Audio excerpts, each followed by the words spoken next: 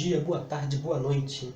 Eu sou Rafael Lima, um dos tutores de física do projeto Feynman, e hoje vamos falar um pouco sobre vetores. Mas antes, escreve aí, né? Siga a gente também nas nossas redes sociais. A nossa equipe lá posta várias coisas muito legais. Tenho certeza que tu vai gostar.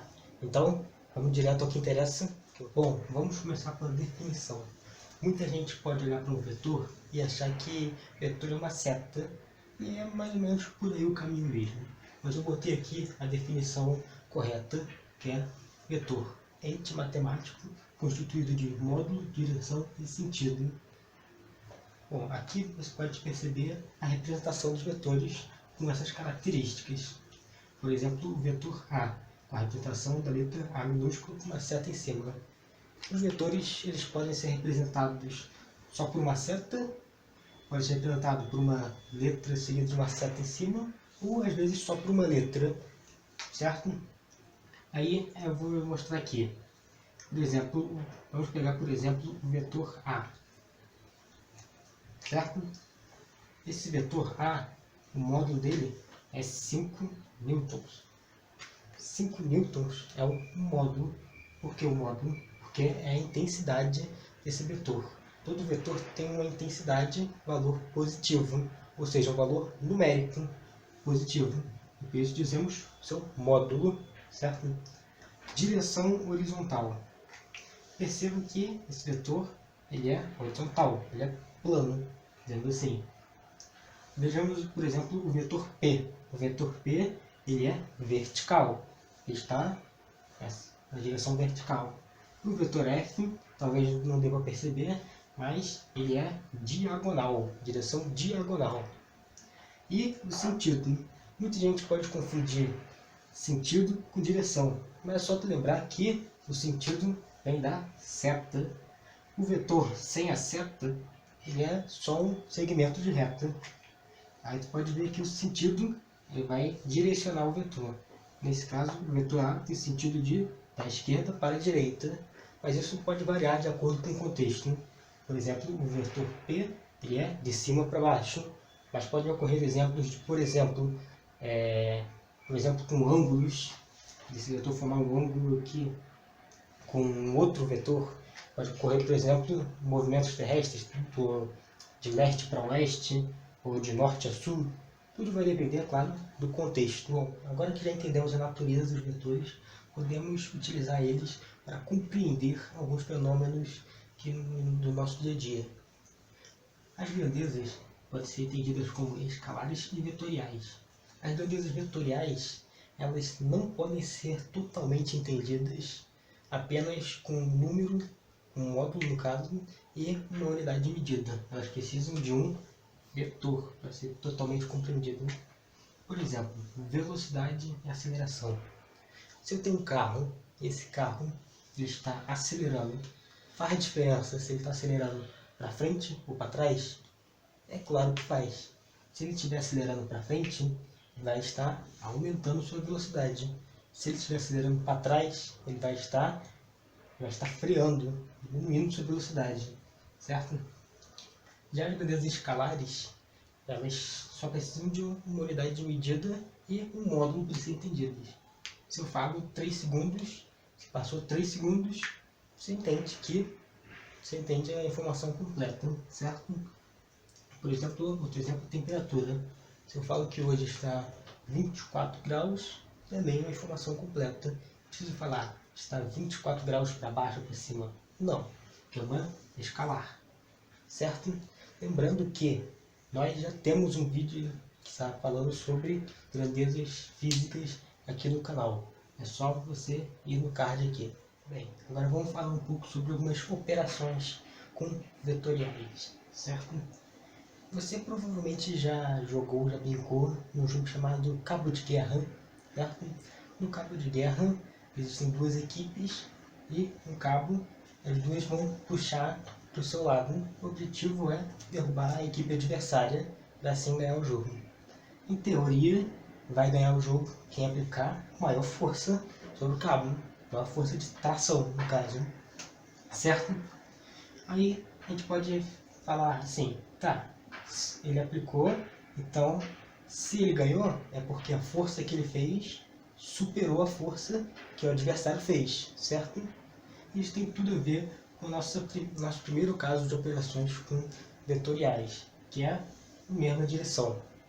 Perceba, quando está o cabo ele é a direção dos vetores, de sentidos opostos, é claro. Se, por exemplo, nesse caso aqui, um aplica para um lado, o outro aplica para o outro lado, a resultante, se um aplica para um lado e o outro aplica para o outro, ele vai se mover para o que tiver maior, para o que aplicar maior força. Se ele vai aplicar para o lado que fizer maior força. Se o lado A aplicou uma força de 7 newtons, por exemplo, e o lado B de 3, então a corda vai se mover 4 newtons do lado de lá, do lado do A, certo? Isso também é o mesmo jeito que se aplica para somar vetores. Você pega o maior, subtrai o menor. Lembrando que isso é a mesma direção, certo? E a resultante vai ser o maior menos o menor. Vai ser o módulo, vai ser 4 nesse caso aqui. Pode ser também para somar. E se os dois fizerem força do mesmo lado? Então vai ser nesse caso aqui. Vai ser a força que um aplicou mais a força que o outro aplicou, vai dar a resultante. Se um aplicou uma força de 3 newtons, o outro de 5 newtons, a resultante vai ser 3 mais 5, 8, sempre para a mesma direção e sentido.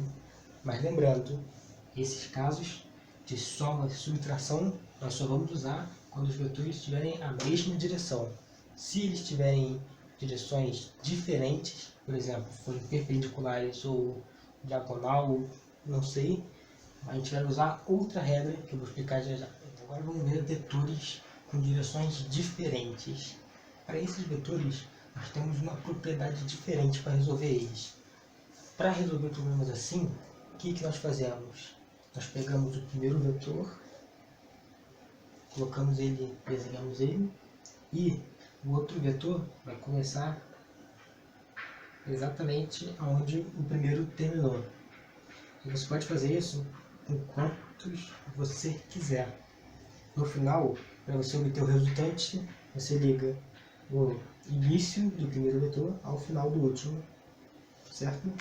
No caso aqui, temos a resultante de todos esses vetores aqui. Aqui temos alguns casos particulares, que é possível calcular o módulo deles. Por exemplo, quando os dois vetores são perpendiculares. Utilizando a mesma regra aqui, a gente coloca B e onde termina o B, começa o A.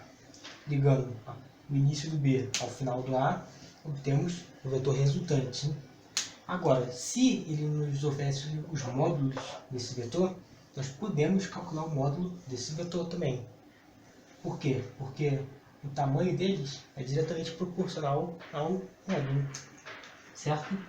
Então, quando os dois são perpendiculares assim, você pode perceber aqui ao ângulo de 90 graus, porque os dois são perpendiculares, podemos resolver por teorema de Pitágoras, que você já aprendeu na matemática. E quando não são perpendiculares, por exemplo, nesse caso aqui, usamos a mesma coisa. Colocamos ele no papel, onde termina um começa o outro, liga o início no final e temos o resultante. E se ele informar aqui, perceba que dessa vez nós temos um triângulo que não é retângulo, triângulo normal, dizendo assim. Nesse caso, a gente pode utilizar a lei dos cossenos, você também já aprendeu. Nesse caso, ele ofereceu o ângulo para a gente, então é possível a gente matar essa questão. Perceba que aqui, fazendo a operação de colocar os ângulos aqui e descobrir o restante, temos o 60, que já foi fornecido, e aqui temos o 120, que descobrimos através de propriedades matemáticas.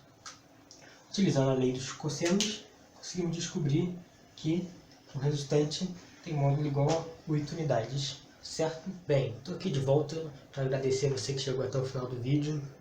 E lembrar que aqui embaixo você encontra um link junto com algumas instruções para uma tarefa onde você pode encontrar alguns exercícios, onde você pode praticar também e ratificar o seu conhecimento. porque em exatas e ou física nisso, você só aprende na hora que pratica, beleza? Até a próxima com mais um vídeo, mais uma conversa.